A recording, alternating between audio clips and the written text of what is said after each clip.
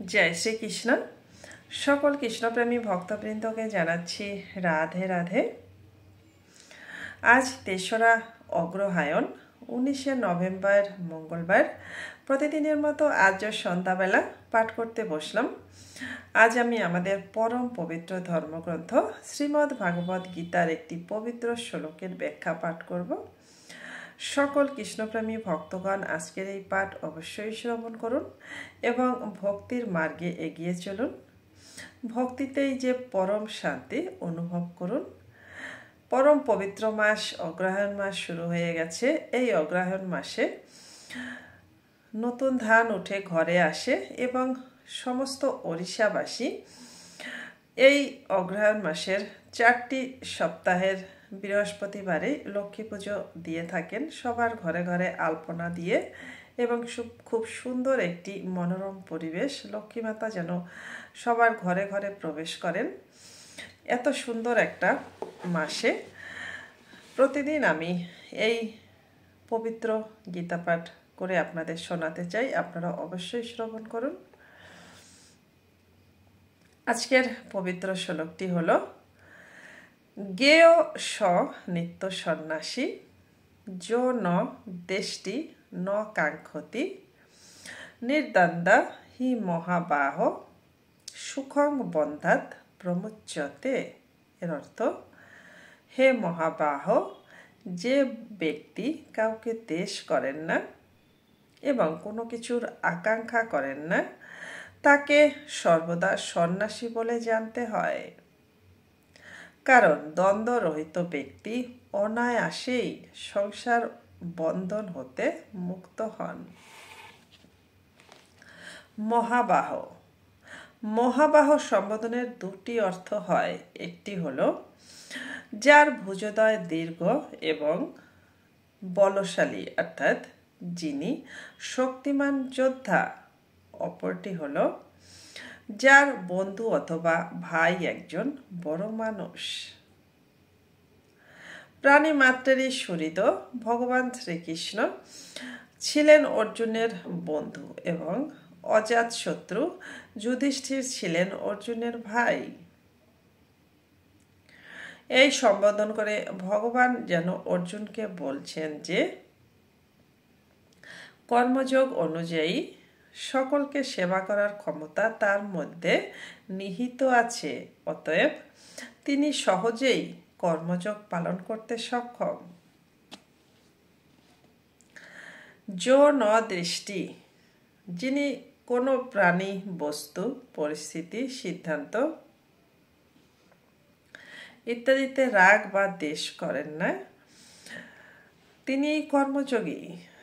সকলের সেবা করা এবং সকলকে সুখী করাই হলো কর্মযোগীর উদ্দেশ্য। কর্মযোগীর যদি কারো উপর বিন্দু মাত্র রাগ বা দ্বেষ জন্মায়, তাহলে তার দ্বারা যথার্থ কর্মযোগ পালন করা মোটেই সম্ভব নয়।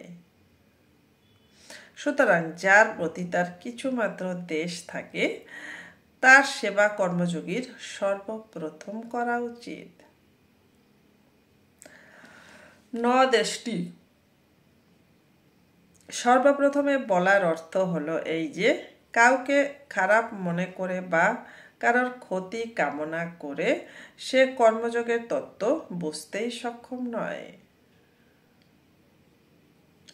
মর্মকথা, প্রাণী মাত্রেরই হিতের জন্য কর্মযোগীর নিজের দোষ ত্যাগ করা যত প্রয়োজন, অন্যের ভালো করা তত প্রয়োজন নয়।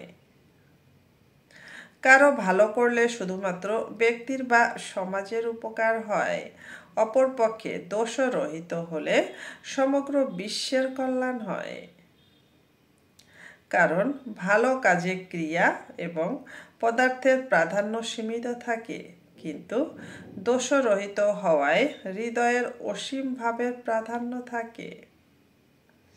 হৃদয়ের কুভাব যদি দূর না হয়, তাহলে দৃশ্যত ভালো কাজ করলেও অহংকার জন্মায়, যেটি আসরি সম্পদের মূল। ভালো কাজ করার অহংকার তখনই জন্মায় যখন হৃদয়ে কোনো না কোনো দোষ থাকে। যেখানে অপূর্ণতা থাকে সেখানেই অহং অভিমান জন্মায়, কিন্তু যেখানে পূর্ণতা বিদ্যমান সেখানে অভিমানের প্রশ্নই থাকে না। গভীরভাবে বিবেচনা করলে দেখা যায় যে বিনাশশীল পদার্থ ছাড়া কারো সেবা করা যায় না। যে বস্তু বা পদার্থের সাহায্যে আমরা কাউকে সাহায্য করি সেগুলি প্রকৃতপক্ষে আমাদের নয়, বরং তাদেরই। যাদের আমরা সাহায্য করছি তবু যদি সেবার অহংকার হয় তাহলে যেটি বিনাশশীল পদার্থের প্রতি আসক্তির জন্যই হয়। যতক্ষণ বিনাশশীল পদার্থের প্রতি আসক্ত থাকে ততক্ষণ যোগে সিদ্ধিলাভ হয় না। আমি ভালো কাজ করছি এই অহংকার কুকর্মের থেকেও ভয়ঙ্কর, কারণ এই ভাবটি আমিত্বের মধ্যে বাসা বাঁধে। কর্ম এবং তার ফল শেষ হয়ে যায়, কিন্তু যতক্ষণ আমিত্ব থাকে ততক্ষণ আমিত্বে আশ্রয় নেওয়া আত্মপ্রসাদের অহংকার দূর হয় না। অপরপক্ষে খারাপকে আমরা খারাপ বলে জানি, কিন্তু ভালোকে আমরা খারাপ রূপে জানি না।